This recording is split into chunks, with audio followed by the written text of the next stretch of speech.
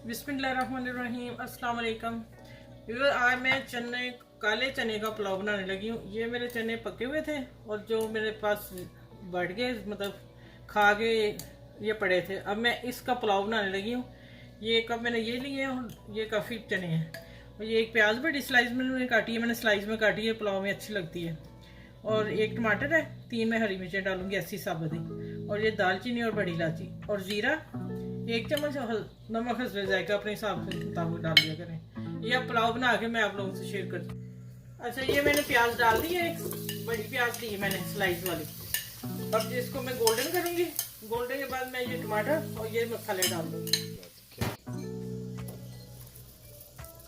अच्छा देखें, मैंने ये टमाटर चॉप करके डाले हैं। इसके चंगे ऐसे ही रहने जब मैं दम पे दूंगी। और मैंने ये भी डाल दिया। अब पकेंगे और इंशाल्लाह डिश आउट करके दिखाऊंगी।